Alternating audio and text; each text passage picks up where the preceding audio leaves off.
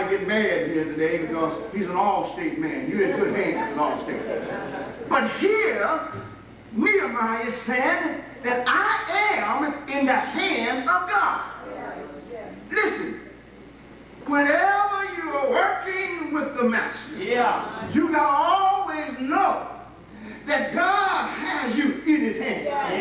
Not only the whole world, he got you and me and everybody in his hand. And he believed that God had him in his hands. Now watch what he said. He said, look at that. If I run, where can I go?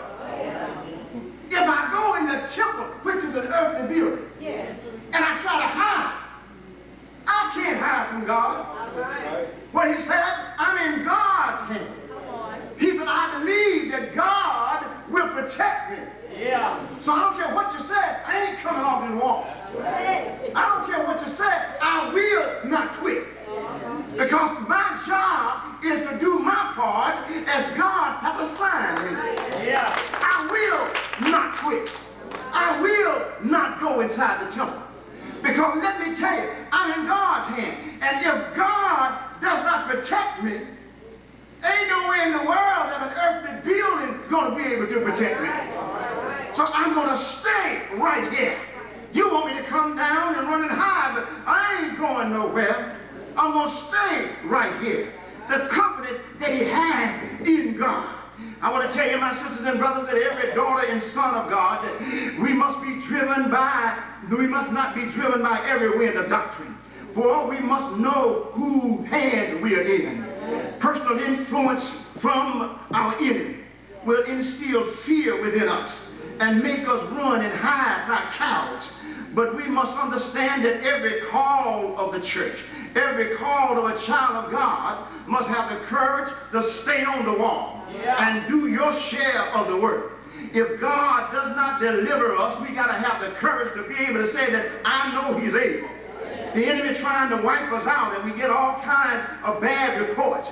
They tell you that they're coming to get you, to knock you off. But we must be able to stand and dare to speak contrary to those powers. We got to be able to say, like brother the apostles, when they said, whether I should obey you or obey the Lord, you be the judge. We got to be able to stand, my sisters and brothers, when they tell us to get off the wall, we got to stand like Joshua. Now, I don't know what you're going to do or how you feel about it, but for me and my house, we are going to stand on this wall. We're going to do what God has called us to do. We're going to work the work while it's day, because night coming when we can't work. But when it's all over, God is going to give us a crown. You got to stay the course. Well, I ain't got time to tell you the last piece. I'll just tell you very quickly that what you've got to do is when you're doing your share of the work. When you're working with God, the enemy is after you to try to stop you from working. But what you must do is just, you don't waste good working time fighting the enemy who's trying to keep you from working. Because again, the battle is not yours. It is the Lord's. Notice Nehemiah didn't bother to pull up his sleeve and start boxing with him. He just went to the Lord and said, look here, I want you to think on them. Well, I'm going to tell you some danger here. If somebody ever put God on you, you're in trouble. Think on them. He didn't fight them. They're trying to wipe me out, but God, you think on them. Paul says that the blacksmith, the coppersmith, tried to do me some harm, but I turned him over to God, and God would reward him according to his work. Tell God, think on them. Don't get up and start fighting. God, think on them. You don't have to do that. Jesus did not try to revile those who reviled against him. He just kept on working and knew that God would think on them. And all we got to do is just turn our enemies over to the Lord. We must use our spiritual discernment. We must make sure that we trust and have the utmost of confidence and respect in our co-worker. And then don't give our God-given strength and talent to build the work of God. Don't use that talent and that energy to be trying to fight an enemy, because the enemy is fighting against God and not against you.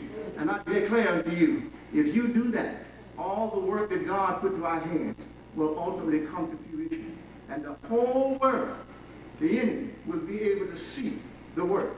There's so many, bottom line, so many folks who are trying to stop the work of God. But when it goes on, ultimately it is said that the enemy will look and they will say, my God, that has to be the work of God. Yes, Lord. Just like the Roman soldiers at the cross. And when he saw what was coming down from the cross, he looked up and saw Jesus. And something went over him and he said, surely, this got to be the Son of God. So if what you're doing is of God, man can't stop it. And God will bring your enemy down to be your footstool. We are co-laborers together with God. Hallelujah.